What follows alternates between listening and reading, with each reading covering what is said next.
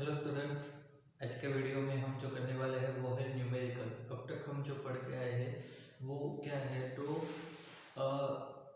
Percentage कितना होता है कोई भी जो आइसोटॉप्स होते हैं, तो उसमें जो मॉलिक्यूल होता है, सॉरी एटम जो होता है, उसका परसेंटेज कितना होता है उसके बारे में जो पढ़ के आए हैं वो। और उसके बाद हमको उसके ऊपर से कुछ न्यूमेरिकल करने हैं और बाद में जो मास डिफेक्ट के बारे में पढ़ के आए हैं उसके ऊपर न्यूमेरिकल करने हैं। ठीक है, तो आज के वीडियो में हमारा जो न्यूमेरिकल है वो 13.1 से 13.5 तक है न्यूमेरिकल। अब यहाँ पर आप देखोगे तो क्या होगा कि जो मास है, ठीक है, तो प्रोटॉन का मास, इसके लिए जो वैल्यू है, ठीक है, तो वो वैल्यू यहाँ पर कुछ मैं लिख देता हूँ। ठीक है, तो वो क्या होगी कि पूरे के पूरे वीडियो के लिए आपको याद रखनी है 1.007825 U। फिर मास ऑफ न्यूट्रॉन जो होगा वो 1.008665 U। आज के न्यूमेरिकल में हम जो वैल्यू यूज करेंगे वो मास ऑफ प्रोटॉन और मास ऑफ न्यूट्रॉन के लिए ये वाली ही वैल्यू यूज होगी। ठीक है, हर जगह पर।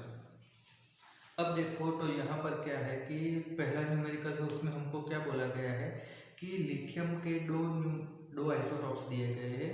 ठीक है, दोनों के परसेंटेज भी दिए गए हैं और दोनों का मास भी दिया है। तो हमको लिथियम का एटॉमिक मास हमको वो फाइंड करना है। ठीक है, तो लिथियम की यहाँ पर बात की गई है। तो अब लिथियम के लिए आप देखो यहाँ पर, तो हमको दो यहाँ पर आइसोटॉप्स दिए हुए हैं। ठीक है, एक 3,6 और दूसरा है 3,7। ये दो आइसोटॉप्स दिए हैं। अब यहाँ पर इसका परसेंटेज 7.5 है, इसका 92.5% है। इस तरीके से दिया है। दूसरा इसका मास दिया हुआ है, तो ये जो मास है 6.0152 यूनिट और इसका जो मास है वो 7.101600 यूनिट इस तरीके से दिया हुआ है। तो हमको यहाँ पर मास ऑफ लिथियम का वो फाइंड करना है।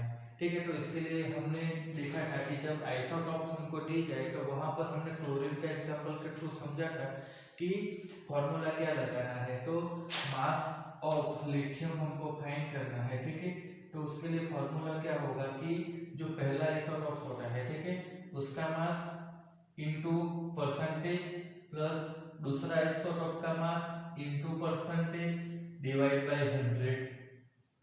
तो यहाँ पर आप देखो कि पहला जो है, ठीक है, तो उसका मास क्या हो जाएगा 6.0152 इंटू 7.5 हो जाएगा, प्लस दूसरा के लिए क्या हो जाएगा, तो 7.01600 इंटू 92.5 डिवाइड बाई क्या हो जाएगा, तो 100।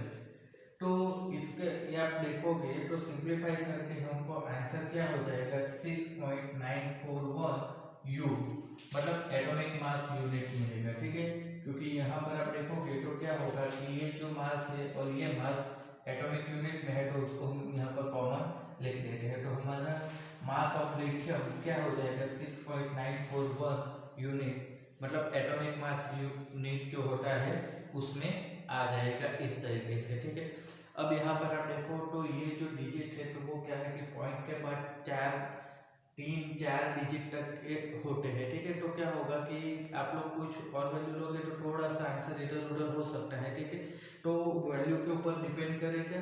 तो यहाँ पर आपको वैल्यू में पॉइंट के बाद कुछ डिजिट के बाद कुछ नंबर चेंज आते हैं, तो उसमें आपको समझ लेना है। ठीक है, अब दूसरा जो न्यूमेरिकल है उसमें क्या बोला गया है कि बोरोन के लिए दिया हुआ है। ठीक है, बट बोरोन का हमें रिलेटिव मास जो होता है वो फाइंड करना है। ठीक है, तो बोरोन के लिए हम यहाँ पर देखेंगे तो दो बोरोन हमको दिए हैं। ठीक है, ये पार्ट ए है।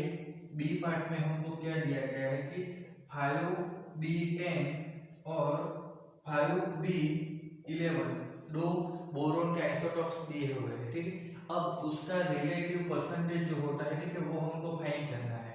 दोनों का हमको यहाँ पर मास दिया हुआ है। ठीक है, तो दोनों का मास 10.01294 और इसका दिया हुआ है 11.00931, ठीक है।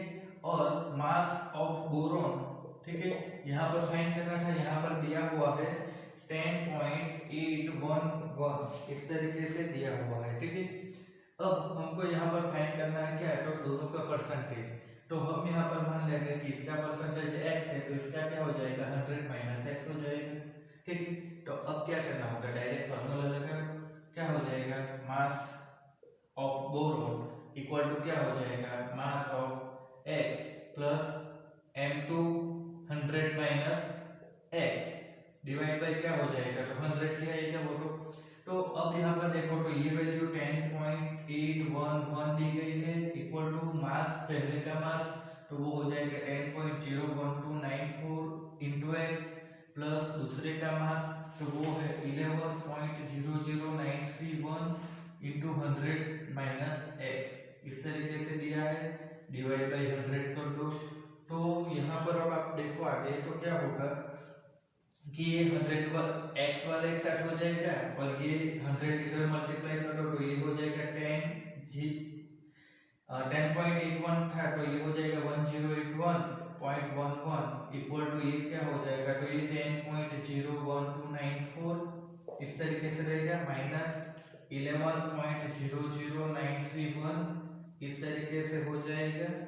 और इन दोनों में से कॉमन क्या निकलेगा, तो x निकलेगा, x मल्टीप्लाई हो जाएगा इसलिए, प्लस क्या होगा, तो ये 11.00 था तो 1100.931 हो जाएगा। तो अब क्या होगा कि एक तरफ x रहेगा एक तरफ दूसरा, तो होगा क्या कि 0.99637x इक्वल टू 19.831, तो x का वैल्यू 19.9% मिलेगा, ठीक है। तो ये क्या हो जाएगा कि x हमें इतना मिलेगा, तो यहाँ पर x की वैल्यू 19.9 आती है, तो ये वैल्यू क्या आएगी, तो ये हो जाएगी वैल्यू 18.10, 100 में से 19.9 माइनस करो तो 18.10 हो जाएगा। तो ये हमारा पहला न्यूमेरिकल था, ठीक है। अब यहाँ पर मैं थोड़ा सा नोट में इसलिए देख रहा हूँ कि ये जो वैल्यू है पॉइंट के बाद बहुत सारे डिजिट आ रहे हैं, ठीक है। तो होता क्या है कि थोड़ा सा कंफ्यूजन ना हो जाए इसलिए मैं ये बुक में से देख के वैल्यू लिख रहा हूँ। तो आई होप कि आपको आइडिया आ गया होगा। अब दूसरा न्यूमेरिकल देखते हैं।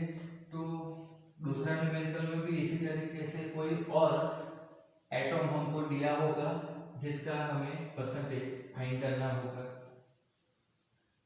तो ये एक ही न्यूमेरिकल था जिसके दो पार्ट थे। अब दूसरा न्यूमेरिकल है 13.2। 13.2 में हमको क्या बोला गया है, तो वहाँ पर हमको नियॉन के बारे में बात किया है, ठीक है। तो नियॉन के लिए क्या होगा, नियॉन के लिए हमको 3 आइसोटॉप्स दिए हैं, ठीक है। तो 10, 20, 10, 21 में 22, 10, 20 नियॉन, 10, 21 नियॉन, 10, 22 इस तरीके से 3 आइसोटॉप्स दिए हुए। अब ये आइसोटॉप्स के हमको रिलेटिव परसेंटेज और मास भी दिया हुआ है। तो पहले का हम यहाँ पर देखेंगे तो 90.51, ठीक है। ये क्या है, आइसोटॉप्स है, ये उनका रिलेटिव परसेंटेज है। तो ये 19.51 है, इसका 0.27 है और इसका 9.21 22 है, ठीक है।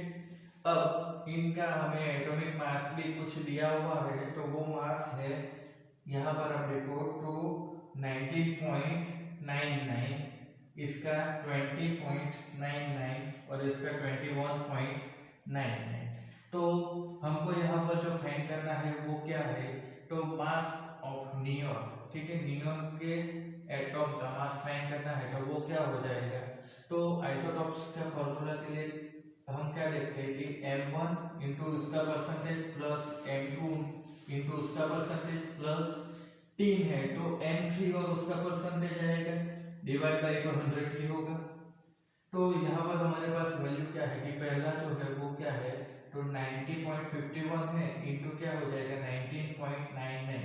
अब ये सब जो मास है वो एटॉमिक यूनिट्स में इंडेटेड, हम यू को बाहर निकाल देंगे, ठीक है, यहाँ पर नहीं लिख रहे। दूसरा जो है वो क्या हो जाएगा, तो उसका 0.27% है और मास 20.99 है, प्लस तीसरा जो है वो क्या है 9.22 इंटू 21.99 है। अब एटॉमिक यूनिट को हम बाहर निकाल लेते हैं, दूसरा डिवाइड बाई 100 कर देना है, तो ये आंसर आपको 20.18 यूनिट में मिल जाएगा।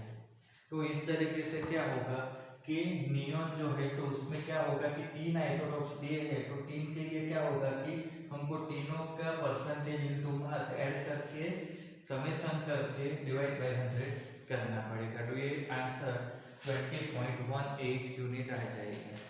तो ये क्या था कि रिलेटिव परसेंटेज के ऊपर से हमको एटॉमिक मास फाइंड करना था। अब जो हम देखेंगे उसमें क्या होगा कि मास डिफेक्ट के ऊपर से हमको फाइंड करना है, ठीक है। तो मास डिफेक्ट वाला जो हमने देखा था उसमें क्या था,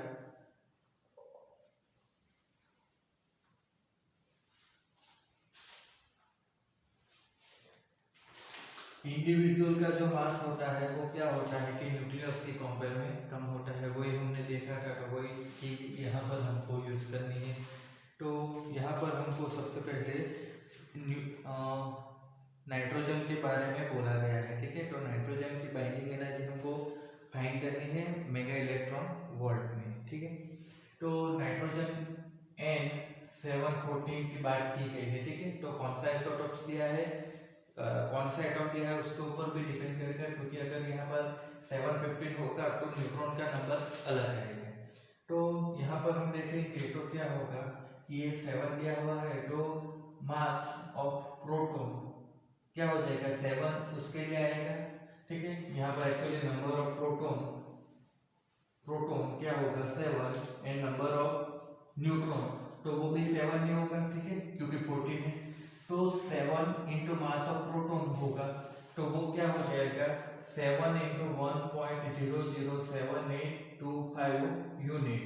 इस तरीके से करेंगे। से दूसरा चीज क्या हो जाएगा, तो 7mn आएगा, तो वो क्या हो जाएगा 7 इंटू क्या हो जाएगा, तो 1.008665 यूनिट। इस तरीके से करेंगे। अब यहाँ पर जो मास ऑफ नाइट्रोजन है, ठीक है, तो वो हमको दिया हुआ है 14.00307 यूनिट दिया हुआ है, ठीक है। तो हमको यहाँ पर मास डिफेक्ट फाइंड करना है डेल्टा एम। तो डेल्टा एम का फॉर्मूला क्या होता है, डेल्टा एम इक्वल टू क्या हो जाएगा, तो 7mp प्लस 7mn माइनस क्या हो जाएगा, तो ये mass of nitrogen, neutron nitrogen हो रहा है। तो यहाँ पर हम देखेंगे तो क्या होगा कि ये जो वैल्यू है, ठीक है, मास ऑफ प्रोटॉन की, इसको मल्टीप्लाई करोगे तो ये वैल्यू हो जाएगी 7.054775 प्लस इसकी वैल्यू हो जाएगी 7.06065 माइनस क्या हो जाएगा ये 14.00307, ठीक है। तो यहाँ पर हमको जो वैल्यू मिलेगी वो हो जाएगी 0.11236 यूनिट, ठीक है, क्योंकि ये यूनिट में है और ये भी यूनिट में है, तो जो हमारा आंसर आया वो यूनिट में आएगा। अब हमको फाइंड करना है एक्चुअली बाइंडिंग एनर्जी, तो वो क्या होता है, तो E इक्वल टू फॉर्मूला क्या है डेल्टा एम सी स्क्वायर, ये हमारा फॉर्मूला है। तो उसमें क्या हो जाएगा कि हमारे पास ये फॉर्मूला है, तो अब हमको फाइंड करना है एक्चुअली मेगा इलेक्ट्रॉन वोल्ट में। तो ये जो फाइंड करते हैं तो वहां पर तो हमको यूनिट जूल में मिल जाएगा, तो बहुत सारी कैलकुलेशन होगी। तो हमको याद क्या रखना है कि 1U equal to 931.5 mega electron volt, ठीक है।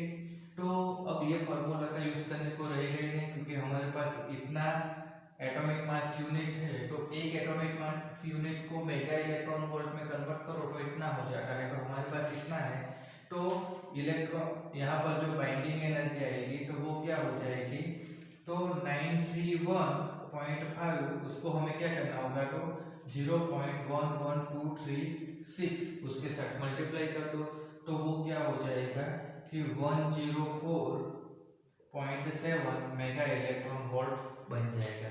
तो ये हमारा आंसर हो जाएगा।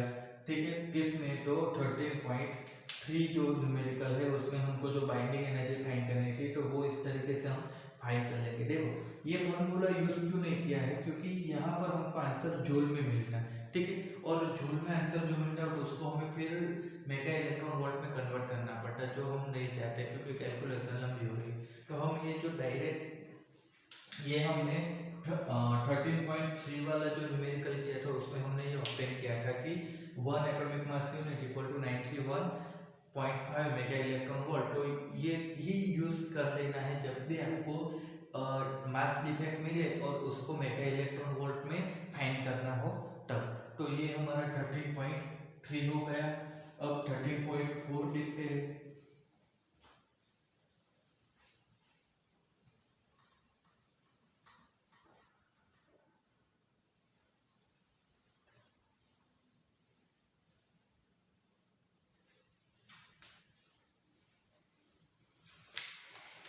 13.4 में हमको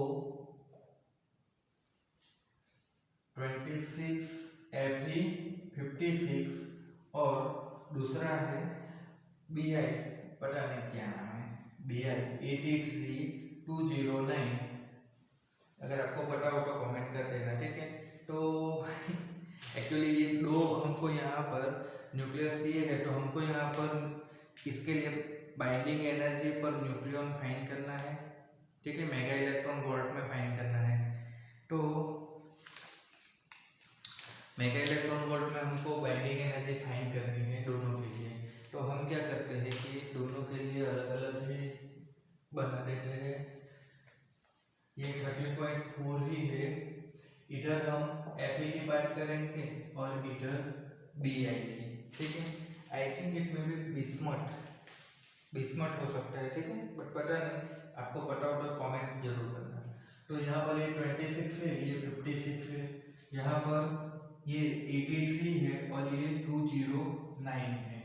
तो अब यहाँ पर आप देखो तो नंबर ऑफ प्रोटॉन कितने होंगे, 26, नंबर ऑफ न्यूट्रॉन तो उसको मैं n ही लिख देता हूँ, तो वो हो जाएंगे 30। ठीक है, 56 माइनस 26।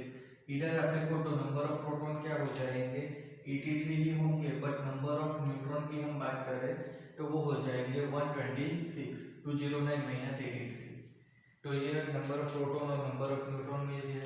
तो अब सबसे पहले तो हमको यहाँ पर क्या करना है कि डेल्टा एम फाइंड करना होगा। तो डेल्टा एम के लिए हमको क्या चाहिए, तो डेल्टा एम के लिए हमको चाहिए इंडिविजुअल प्रोटॉन और न्यूट्रॉन का दोनों जगह पर दोनों का मास चाहिए। तो उसके लिए क्या होगा कि यहाँ पर 26 इंटू MP आएगा। तो वो वैल्यू क्या होगी कि 26 को इसके साथ मल्टीप्लाई कर दो तो डायरेक्ट 26.203454 हो जाएगा MP। ठीक है, मास ऑफ प्रोटॉन, तो वो वैल्यू यहाँ पर है। ठीक है, तो ये हो जाएगा। अब दूसरा क्या आएगा, तो 30 मास ऑफ न्यूट्रॉन होगा, तो उसको डायरेक्ट मल्टीप्लाई कर दो तो ये हो जाएगा 30.2595 मास ऑफ प्रोटॉन। तो ये वैल्यू है, उसको मल्टीप्लाई किया है 26 के साथ और मास ऑफ न्यूट्रॉन को इसके साथ मल्टीप्लाई किया हुआ है। ठीक है, और जो हमारा वैल्यू आएगा वो एटॉमिक मास यूनिट में आएगा। तो सेम थिंग यहाँ पर क्या होगा कि 83 मास ऑफ प्रोटॉन हो जाएगा, तो वो हो जाएगा हमारे लिए 83.649475 और ये हो जाएगा 126 मास ऑफ न्यूट्रॉन, तो वो हो जाएगा 127.09179 यूनिट हो जाएगा। ठीक है, अब तो यहाँ पर आप देखो तो मास ऑफ Fe चाहिए, तो वो मास ऑफ Fe हमको 55.934939 यूनिट में दिया हुआ है। इधर हमको चाहिए मास ऑफ बिस्मथ। ठीक है, तो वो हमको यहाँ पर दिया हुआ है 208.980388 यूनिट, इस तरीके से दिया हुआ है। तो डेल्टा एम फाइंड करना है। ठीक है, दोनों जगह पर मास डिफेक्ट, तो डेल्टा एम इक्वल टू क्या हो जाएगा, तो mass of proton plus mass of neutron minus mass of, इधर आ जाएगा बिस्मथ, और इधर क्या होगा, mass of proton plus mass of neutron minus क्या हो जाएगा, मास ऑफ एटम। ठीक, तो ये फॉर्मूला दोनों के लिए अलग अलग हो जाएगा इस तरीके से। अब आगे आप लोग ट्राई करो, मैं थोड़ा सा ही पिला देता हूँ इसको। ठीक है, तो mass of proton mass of neutron की वैल्यू दी हुई है। वैसे आपको अगर ट्राई करना हो तो पॉज करके भी कर सकते हो।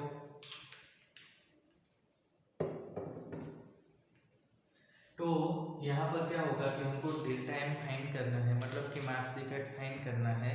तो उसके लिए हमको ये फॉर्मूला आ गया है जिसमें सिर्फ वैल्यू रखनी है। तो यहाँ पर हम क्या करते हैं कि इसकी वैल्यू रखनी है, तो मास ऑफ प्रोटॉन, ठीक है, 26 होगा, ये 30 होगा, ठीक है, ये भूल गया, इधर 83 होगा और ये 127 होगा। ZnP प्लस Mn होता है ना इसलिए, ठीक है। तो यहाँ पर 26 प्रोटॉन और 30 न्यूट्रॉन है।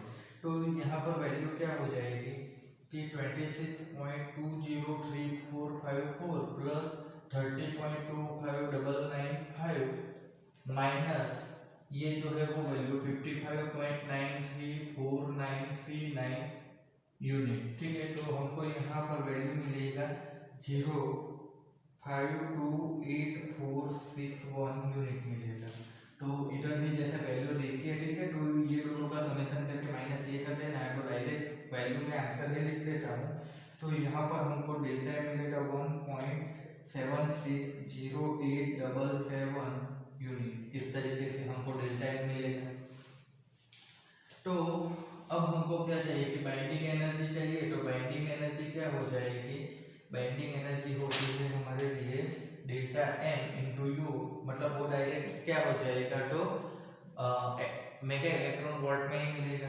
तो ये क्या हो जाएगा 0.528461 इंटू 931.5 मेगा इलेक्ट्रॉन वोल्ट। तो हमको ये आंसर मिलेगा 492.26 मेगा इलेक्ट्रॉन वोल्ट। तो सेम थिंग इधर क्या हो जाएगा कि बाइंडिंग एनर्जी फाइंड करनी है, तो डेल्टा एम इंटू यू, तो ये क्या हो जाएगा 1.760877 इंटू 931.5 मेगा इलेक्ट्रॉन वोल्ट। तो यहाँ पर हमको आंसर मिलेगा, तो वो आंसर होगा 1640.3 मेगा इलेक्ट्रॉन वोल्ट, ठीक है। तो ये क्या हो गया कि दोनों के लिए हमको बाइंडिंग एनर्जी मिला, बट अब हमको जो फाइंड करना है वो क्या है, तो बाइंडिंग एनर्जी पर न्यूक्लियन, मतलब क्या करना होगा, तो इधर EB डिवाइड बाय क्या करना होगा, तो यहाँ पर नंबर ऑफ न्यूक्लियन कितने हैं 56, तो ये डिवाइड बाय 56 करो, तो हमको यहाँ पर आंसर मिल जाएगा 8.79 मेगा इलेक्ट्रॉन वोल्ट। ये जो वैल्यू थी उसको 56 से डिवाइड कर दिया है, ठीक है। और इधर भी क्या होगा कि बाइंडिंग एनर्जी पर न्यूक्लियन, तो डिवाइड बाय क्या आएगा 209 आएगा। तो यहाँ पर आप देखोगे तो आंसर हो जाएगा 7.85 मेगा इलेक्ट्रॉन वोल्ट। अब यहाँ पर आप देख सकते हो कि जो बिस्मथ है उसके पर न्यूक्लियन को अलग करने के लिए हमको 7.85 मेगा इलेक्ट्रॉन वोल्ट एनर्जी देनी पड़ेगी, जबकि आयरन में से हमको कोई एक प्रोटॉन या एक न्यूट्रॉन को अलग करने के लिए हमको 8.79 मेगा इलेक्ट्रॉन वोल्ट जितनी एनर्जी देनी पड़ती है। तो वैसे भी हमको पता ही होगा कि जो आयरन होता है, ठीक है, तो सबसे ज़्यादा binding energy per nucleon iron की ही होती है, ठीक है। तो ये हमारा 13.4 था। अब 13.5 की बात करते हैं। आपको आइडिया आ गया होगा। मास डिफेक्ट फाइंड कर लो और फिर क्या करना है कि उसको एनर्जी में कन्वर्ट करना है, तो 931.5 से मल्टीप्लाई कर देना है, तो वो मेगा इलेक्ट्रॉन वोल्ट में आ जाएगा, ठीक है। जब तक आपको मास डिफेक्ट फाइंड करके एनर्जी फाइंड करनी हो, उसमें जूल नहीं बोला गया हो, तब तक 931.5 से डायरेक्ट मल्टीप्लाई कर ही देना है, ठीक है। लास्ट वाला जो है वो थोड़ा सा अलग है।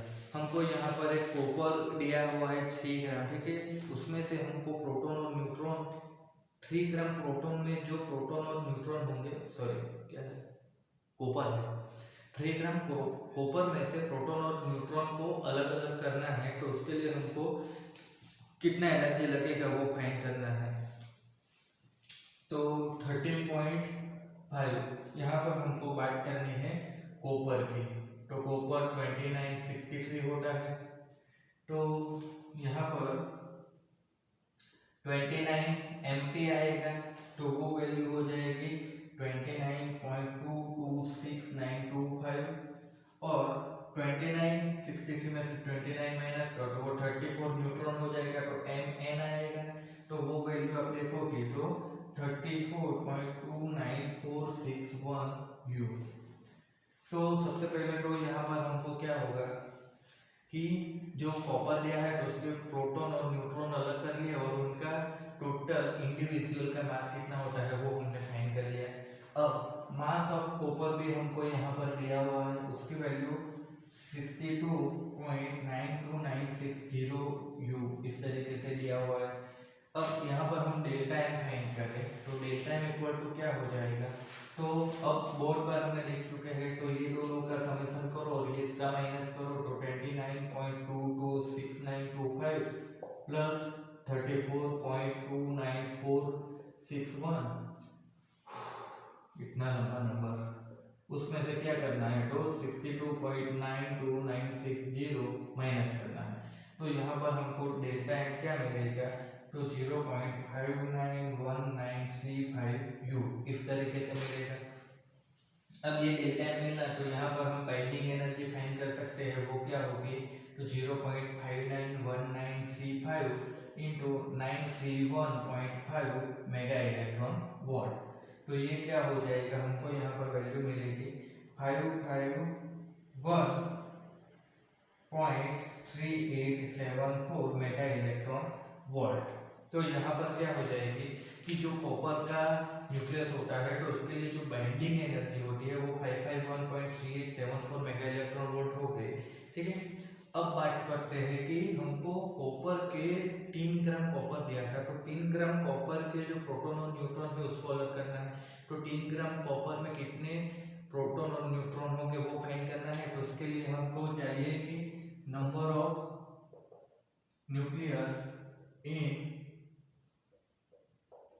3 ग्राम कॉपर, तो नंबर ऑफ न्यूक्लियस या एटम बोलो, चलो ठीक है, तो वो क्या हो जाएगा कि n इक्वल टू हमको क्या मिलेगा, तो 6.023 इंटू 10⁻23 इंटू 3 डिवाइड बाई क्या आएगा, तो उसका एटॉमिक मास आएगा 63, तो ये जो वैल्यू होती है वो होगी 02868 इंटू 10⁻23। तो ये क्या हो जाएगा कि 3 ग्राम जो कॉपर है उसमें नंबर ऑफ एटॉम्स या नंबर ऑफ न्यूक्लियस मोल्ड उतना ही हो जाएगा।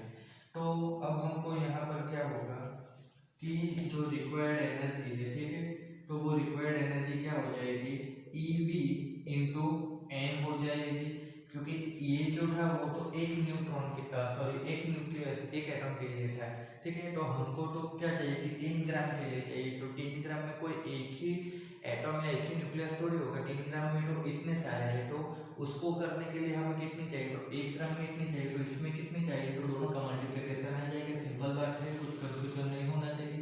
0.2868 इंटू 10⁻23 इंटू 551.3874, तो ये जो आंसर है 1.58 इंटू 10⁻25 मेगा इलेक्ट्रॉन वोल्ट। तो आज का जो हमारा न्यूमेरिकल का लेक्चर था तो यहाँ पर हम खत्म करते हैं, ठीक है। आई होप कि आपका आइडिया आ गया